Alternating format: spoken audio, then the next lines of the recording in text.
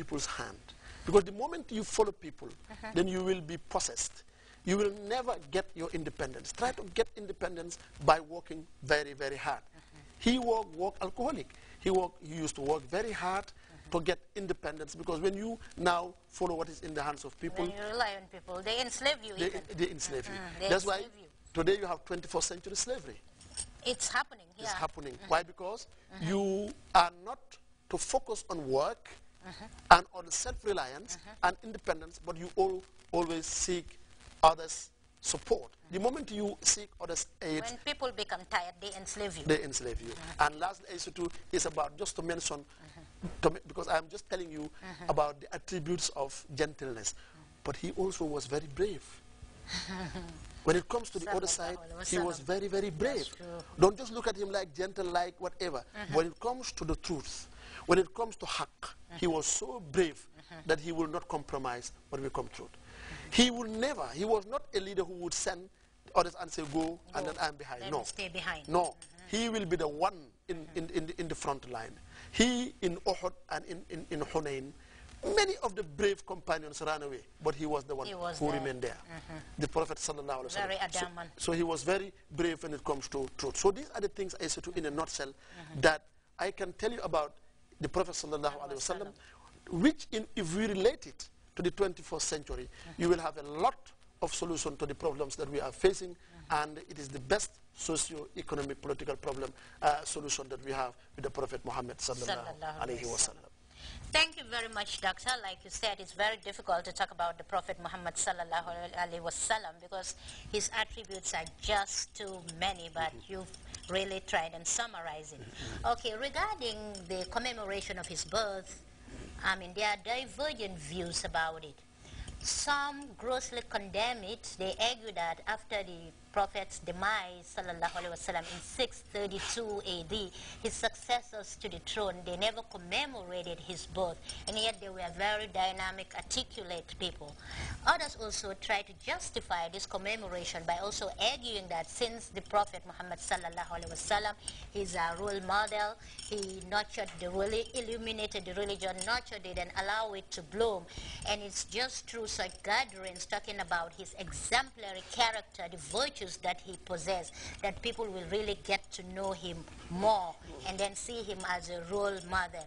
So your reaction to this two-sided opinion? Thank you very much. I think in each side there is something which is true and also something which is false. You know, those who disregard, or at least those who talked about, those who reject Gammo, condemn it grossly.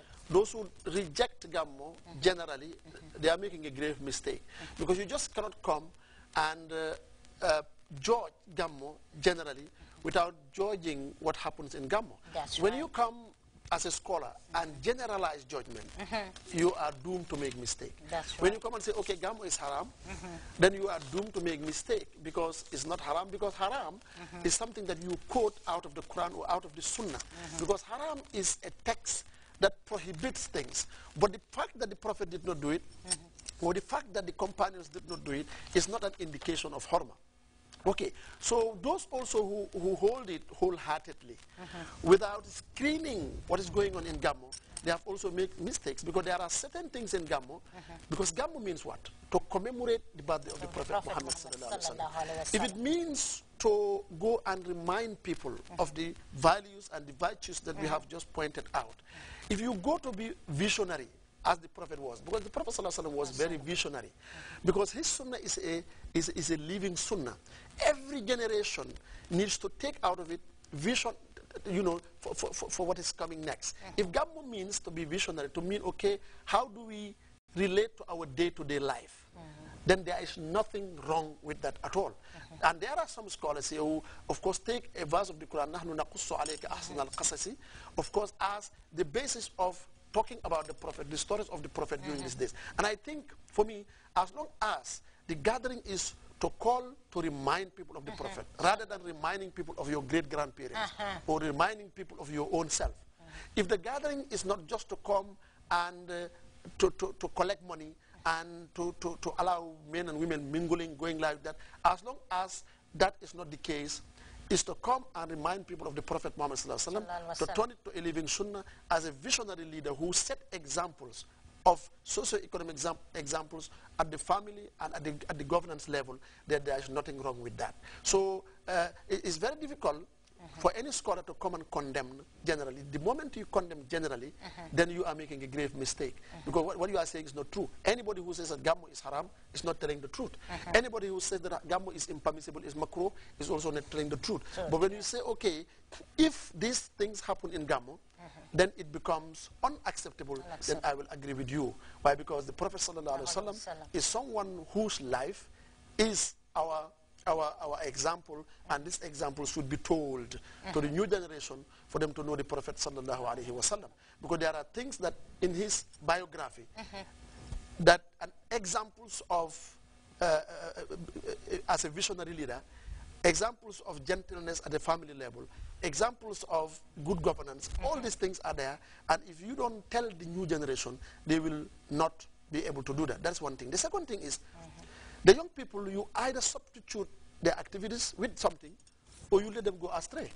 Yeah. For example, in any feast, you either give them a good example of the Prophet, or you allow them to go something else. So that is why to be immersed in something else. To be immersed in something else. And I think if Gammo can be organized to make sure that it is to reunite people around the Prophet ﷺ and his companions, then there is nothing wrong. But I think the way it is done should be revisited in the sense of relating to our lifestyle, relating to our day-to-day life. When you go back to your family, you take from the fountainhead of the Prophet ﷺ to solve your problem, but not just to talk about the Prophet as philosophical ideas where we cannot relate. These are the things that definitely we can revisit in Gammo and make it a perfect Gammo where no scholar, at least, will die talking about it.